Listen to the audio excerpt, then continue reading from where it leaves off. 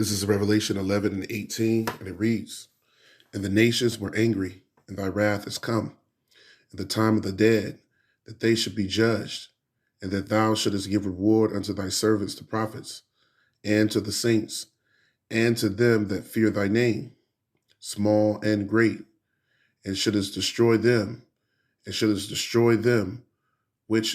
the earth." Barakatah Yahweh, Ba'ashem Yahushai, all praises, honor, and glory be to Yahweh Ba'ashem Yahushai, who is the God of the heavens and the earth and of the 12 tribes of Israel, which are you so-called Negroes, Latinos, and Native Americans. You comprise the 12 tribes of Israel. You are the true chosen people of the Most High Yahweh Ba'ashem Yahushai. Double honor, as always, to the elders and apostles who labor faithfully in His truth. Peace, love, blessings, and salutations to the hopeful elect, Habayath Madabadah, the brothers laboring day in and day out to make their calling of election sure, and to the Akim, and Nakwafim, the brothers and sisters who listen and believe on Yahweh Ba'ashem Yahushai. Unto you, I also say Shalom. So peace unto all the believers. So we're going to jump right into it. This lesson is not going to be long. We're going to get a few precepts, Lord willing, and it's edifying for those that have eyes to see and ears to hear, which is through the Rakak Wadash. So this article is from www.studyfinds.org. So it's dated January 18th, 2022. And it says Animals, Earth, Environment. The title reads, "Another mass extinction on Earth is already underway. Study warns." Honolulu, Hawaii. A sixth mass extinction event in our planet's history is already underway. A new study of extinct species reveals while meteors and natural catastrophes played a role in wiping out life on Earth in the past, which this is all Esau's, science, the science fiction. What ended the earth before was the flood, we know, during the time of Noah. Continuing on, it says, researchers in Hawaii say this one is almost entirely man-made. A team from the University of Hawaii at Manoa and the Museum National di Histoire Naturelle in Paris found when you include snail and slug species to calculations, the Earth has lost up to 13% of all known species since the year 1500. Specifically, their study reveals that 7.5 to 13% of the 2 million different living organisms which inhabit the planet are now extinct. That's between 150,000 and 260,000 species on land, in the sea, or in the air, which are no longer in existence in 2022. Drastically increased rates of species extinctions and the declining of many animal and plant populations are well documented. Yet some deny these phenomena, but some deny that these phenomena amount to mass extinction, says Lee Arthur Robert Coey, a research professor at UH, which is the University of Hawaii Manoa Pacific Biosciences Research Center, in a university release. This denial is based on a highly biased assessment of the crisis, which focuses on mammals and birds and ignores invertebrates, which of course constitute the great majority of biodiversity. All right, so that was all I wanted to get from this article. But the point of the matter, from this article from studyfinds.org, is that the earth is dying, the earth is mourning. The earth is going through heavy tribulation already. So upon the coming of the Lord, those missiles is going to clean, dissolve Babylon in various parts of the earth.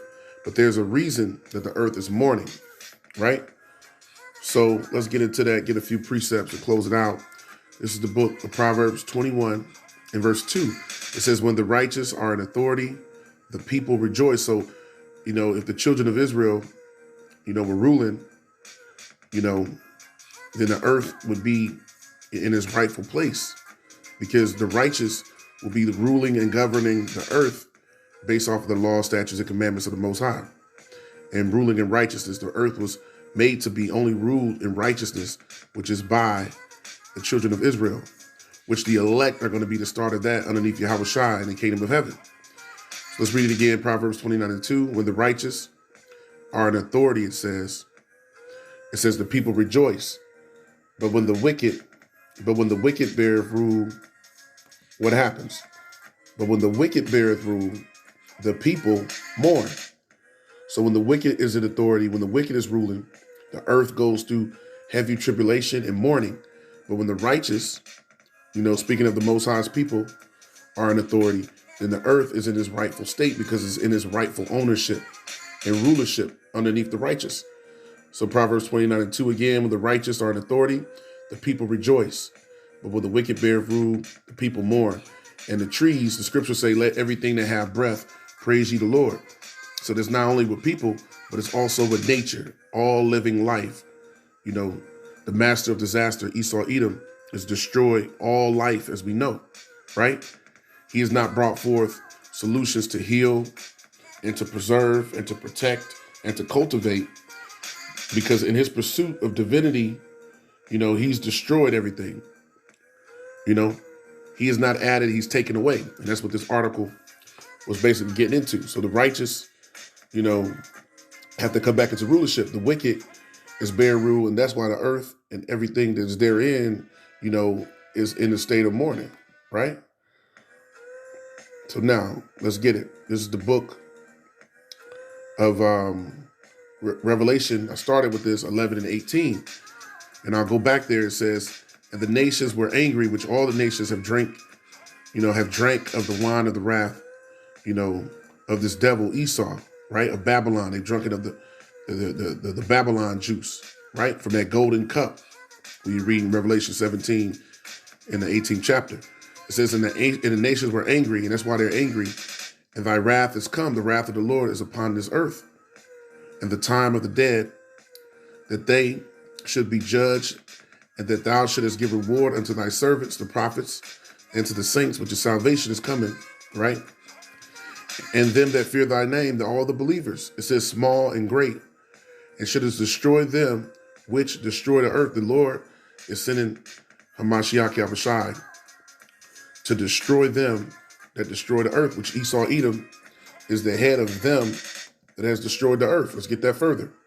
It's the book of Isaiah 14 in verse 13. I'll start there and read down to verse 17. Isaiah 13 and 17, it says, for thou, speaking of Esau Edom, for thou hast said in thy heart, I will ascend into heaven.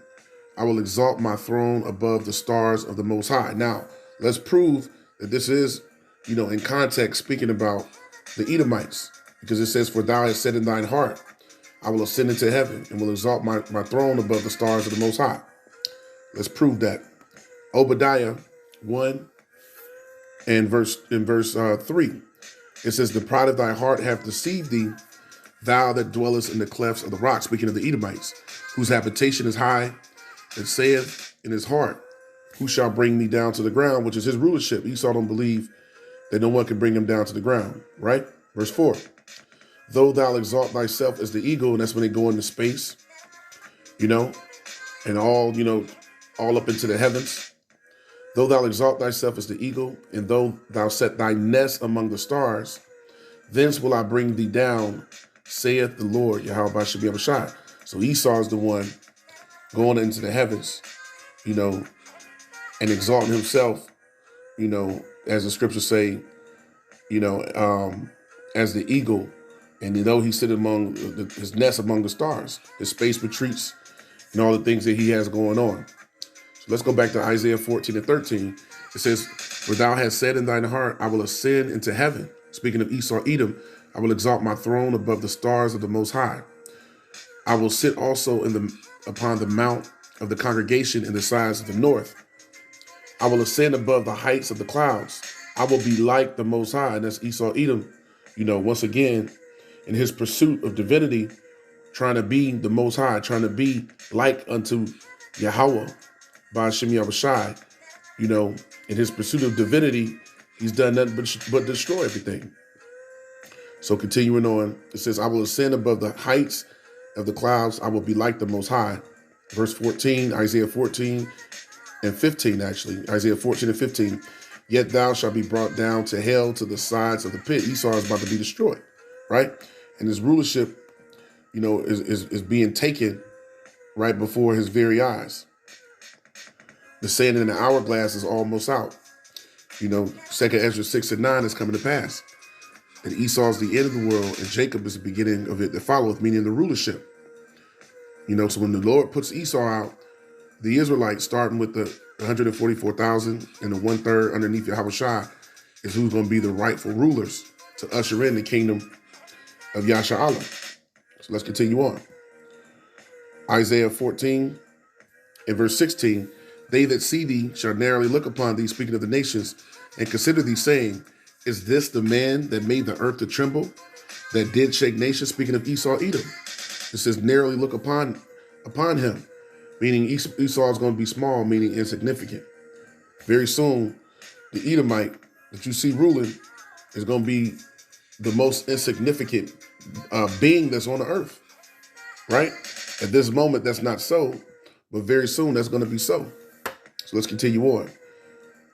And let me read that again, Isaiah 14 and 16.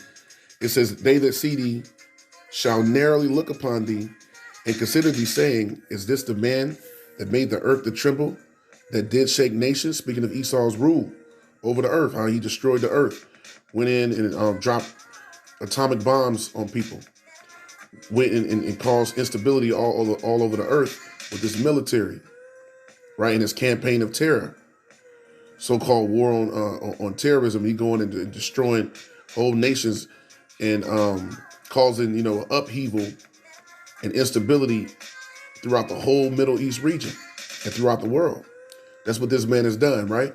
Continuing on, verse 17, Isaiah 14 and 17, it says, that made the world as a wilderness, he's destroyed the earth.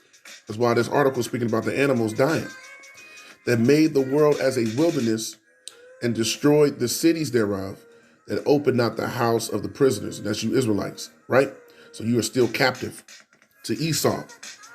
So now, Esau is the man that made the world as a wilderness. He's destroyed everything, knocked down all the trees, all the natural habitats. You got the Amazon River Basin, and you also have you have the Amazon rainforest and the Congo River Basin, Salakia, which is in Africa. These two rainforests, one in South America, one in Africa, make up for a lot of the weather that's on planet Earth. And this man, in destroying the earth, has made it where, these natural habitats now is causing the earth to mourn by bringing forth worse weather patterns and, the uneven heating and cooling of the earth's surface, holes in the ozone layer. This is what this man has brought to the earth. He's done nothing but destroy, right? He's not preserved, cultivated, protected. He's done everything, the opposite, because he is once again, he's the master of disaster. He's the son of perdition. So once again, it says that he made the world as a wilderness, knocking down all the trees, destroying everything. So now, let's see what's going to come from Esau ultimately destroying the earth. Because the scriptures give you a righteous way to govern and keep the earth. It tells you in Isaiah 24, because the laws have been transgressed, that the Most High is going to do what? He's going to destroy them that destroyed the earth, because they don't keep the laws. They don't consider, righteousness. The Most High says that the Most High is not in all their thoughts, and his spirit is not upright in him. So Esau wasn't made to be a righteous man. He was made to be what he is, which is a weapon, right? To be an adversary, to be adverse to everything that is righteous and good. So here's the reward for the wicked. This is the book of Sirach, the 10th chapter, the 8th verse. It says, because of unrighteous dealings, injuries, and riches gotten by deceit, which is what was done to the children of Israel and the nations around the world, which have been hoarded in the resources by Esau, Edom, It says, because of unrighteous dealings, injuries, and riches got by deceit, the kingdom is translated from one people to another. So rulership is being given over and being translated back to the rightful rulers. They're supposed to be ruling the earth anyway, because it tells you in 2 Ezra, the 6th chapter, the earth was made for our sakes. So starting with the elect, the earth is going to be given back, to the rightful rulers underneath Yahweh Shai. So with that, I hope that was edifying. Barakatah Yahweh, Barakatah Yahweh Shai, Call Halal Yamla, Allah Hayanawa Yahweh, Ba'ashem Yahweh Shai, Ba'ashem Rakak Wadash, double honor, as always, to the elders and apostles of Great Millstone, who are the true teachers of Israel today. Peace, love, blessings, and salutations to the hopeful elect. Habayah from Madawada, the house of David, the brothers laboring to make their calling of election sure, helping seal the elect of the nation of Israel for the return of our Lord Hamashiach Yahweh Shai is at hand, and to the Akim and Akwafim, the brothers and sisters who also listen and believe on Yahweh Hashem Yahweh Shai. To you I say Shalom. I say Barakatah Yahweh, Barakatah Yahweh Shai, Barakatah Yahweh, Barakatah Yahweh Shai, Barakatah Yahweh, Barakatah Yahweh Shai, Barakatah Yahweh, Ba'ashem Yahweh Shai, Them Yad.